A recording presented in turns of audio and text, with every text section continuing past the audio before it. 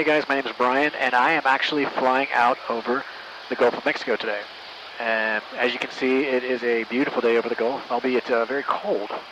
It's about, I show 13 degrees up here, Fahrenheit, so very chilly.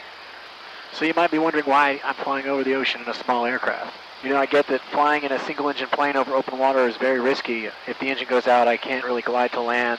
My only choice really would be to ditch in the freezing waters. I probably wouldn't survive. But when you're a desperate man, sometimes you have to do desperate things. And I don't know, right now I kind of feel like I'm out of options, but I got to get this thing out of my house. It shows up every year, and then it goes away, and it comes back. At night, it moves from room to room on its own, and it's freaking me out, quite frankly.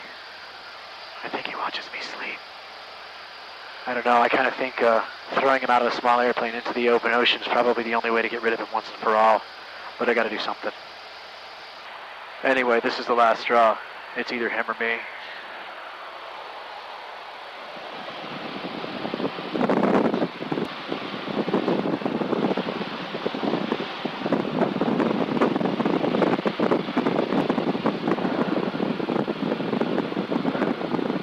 Goodbye, Carl. Oh, he looks terrified. He looks so terrified. I think I'm going to be okay. I think I'm going to be okay.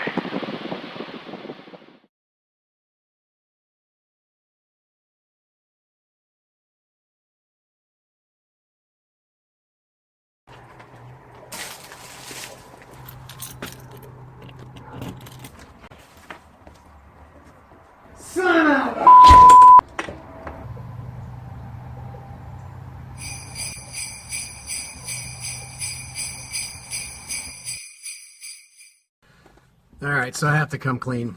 I'm not one who would litter. I'm not going to intentionally go throwing something out of an airplane.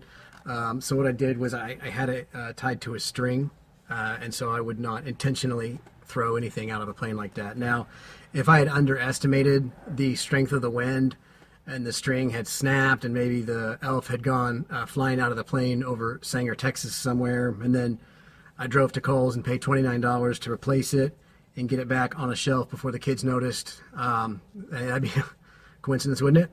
Wouldn't it? I wonder what terminal velocity is for one of these things. Can you imagine being out in a field and one of them lands by you or on you, allegedly? I have one more thing to say.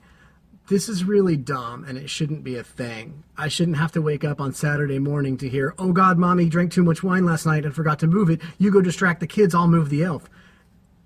I shouldn't have to live like that. He's creepy, he's smiling, he's looking over there. I don't know what's going on over there. I'm Carl, the crazy elf. I don't like it. It has to stop. So to my wife, and to all wives on behalf of all husbands out there, can this be the last year that we do this? Can we be done with this fake tradition? You might be wondering, oh, how am I going to undo what we've done with the elf thing? And I've come up with a solution. It's a coffin I've invented for your elf, and what you do is you just put him in there, and then now as a parent you get to come up with a story. That's the great part to end the legend. You could say 1 elf year is equal to 30 human years, and so they don't live as long, and now he's gone to the rainbow bridge. Taste the rainbow. Or you could do the less popular elf killed himself. Maybe elf fell off a shelf. There's a lot of things you can do. Maybe we were just fostering the elf, and now he's found his forever home. And we don't need to replace him because elves are irreplaceable, and we don't want to teach our kids that. So let's just let him go, because if he's happy, if you love something, just set it free. It's just, we gotta set it free, honey. Please, please, can we set it free?